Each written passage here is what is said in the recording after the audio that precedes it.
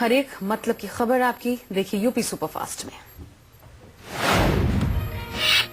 UP के बरेली में मजदूरों के लिए साइकिल सहायता योजना के तहत मजदूरों को मुफ्त साइकिल बांटी गई। श्रम विभाग में 377 पंजीकृत मजदूरों को मुफ्त में साइकिल दी गई। सरकार की तरफ से पहले साइकिल के लिए 3,000 रुपए मिलते थे, अब ये राशि बढ़ाकर 3300 रुपए कर दी गई है। श्रम विभाग इसी पैसे से साइकिल खरीदकर पंजीकृत मजदूरों को बांटता है। कुछ दिन बाद और भी मजदूरों को साइकिल बांटी जाएगी। अखिलेश सरकार का कहना है कि इस योजना की शुरुआत इसलिए की गई है ताकि मजदूरों को काम पर जाने में सहूलियत हो। अखिलेश कैबिनेट ने अयोध्या में अंतर्राष्ट्रीय रामलीला केंद्र के तहत निर्माणाधीन थीम पार्क में रेड सैंडस्टोन उच्च विशिष्ट के प्रयोग को मंजूरी दे दी है। इस परियोजना के पूरे होने से पर्यटकों को लाभ मिलेगा, रोजगार के अवसर बढ़ेंगे और देश विदेश में भारतीय संस्कृति का प्रचार प्रसार होगा। यूपी सरकार ने सूबे में असंगठित कर्मकार सामरिक सुरक्षा नियमावली 2016 को मंजूरी दे दी है।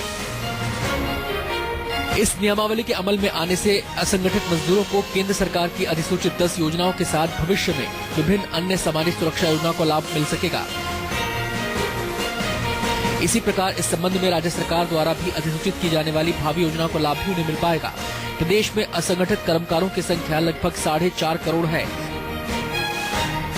इस नियमावली से मजदूरों को केंद्र की वर्तमान अधिसूचित योजनाओं जैसे इंदिरा गांधी राष्ट्रीय वृद्धावस्था पेंशन योजना, राष्ट्रीय कुटुंब फायदा स्कीम, जननी सुरक्षा योजना, हथकरघा बुनकर समग्र कल्याण स्कीम, हस्तशिल्प कारीगर समग्र कल्याण स्कीम, मास्टर क्राफ्ट व्यक्तियों के लिए पेंशन योजना, मछुआरों के लिए कल्याण और प्रशिक्षण के लिए राष्ट्रीय स्कीम और उनका विस्तार, जनश्री बीमा योजना, आम आदमी बीमा योजना और राष्ट्रीय स्वास्थ्य बीमा योजना के तहत लाभान्वित किया जाएगा। अखिलेश कैबिनेट ने उत्तर प्रदेश राज्य ऊर्जा संरक्षण निधि नियमावली 2016 के प्रस्ताव को मंजूरी प्रदान कर दी है। इसके अंतर्गत ऊर्जा संरक्षण और ऊर्जा के कार्यकुशल उपयोग के संबंध में व्यक्तिगत उपभोक्ताओं, उद्योगों, वाणिज्यिक संगठनों, छात्रों, कृषकों आदि को जागरूक करने के लिए राज्य सरकार के अधीन संबंधित विभाग के जरिए पैसा आवंटित किया जाएगा।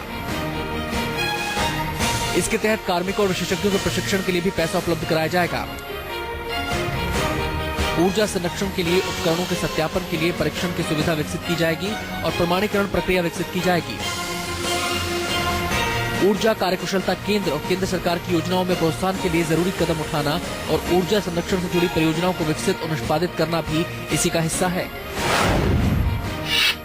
यूपी में फिल्म, टेलीविजन और लिबरल आर्ट संस्थान के गठन से जुड़े प्रस्ताव को मंजूरी दे दी गई है।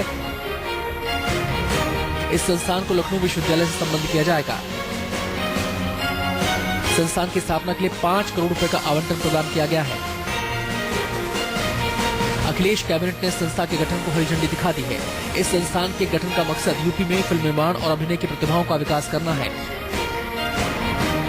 ये संस्थान सूचना विभाग के तहत आएगा। फिल्म, टेलीविजन एवं लिबरल आर्ट संस्थान 4 चरणों में विकसित किया जाएगा। अखिलेश सरकार ने सार्वजनिक, निजी और सहकारी क्षेत्र की नई आवासीय योजनाओं में आर्थिक दृष्टि से दुर्बल और अल्प आय वर्गों के व्यक्तियों के लिए आवासीय सुविधा उपलब्ध कराने संबंधी नीति में संशोधन संबंधी प्रस्ताव को मंजूरी प्रदान कर दी है। संशोधन संबंधी प्रस्ताव के अनुसार ईडब्ल्यूएस और एलआईजी परिवारों की वार्षिक आय का पुनरीक्षण किया गया है। ईडब्ल्यूएस कैटेगरी में आय सीमा को बढ़ाकर 3 लाख रुपए कर दिया गया है। एलआईजी कैटेगरी में आय सीमा को 3 लाख रुपए से 6 लाख रुपए तक कर दिया गया है। इसके अलावा बिल्डअप एरिया में भी बदलाव किए गए हैं। ईडब्ल्यूएस कैटेगरी के लिए बिल्डअप एरिया 35 से 40 वर्ग मीटर और एलआईजी कैटेगरी के लिए बिल्डअप एरिया 41 से 48 वर्ग मीटर कर दिया गया है। आय सीमा और बिल्डअप एरिया की वृद्धि संबंधी निर्णय से अधिकाधिक व्यक्तियों को योजना का सीधा लाभ मिलेगा और उनके जीवन स्तर में सुधार आएगा।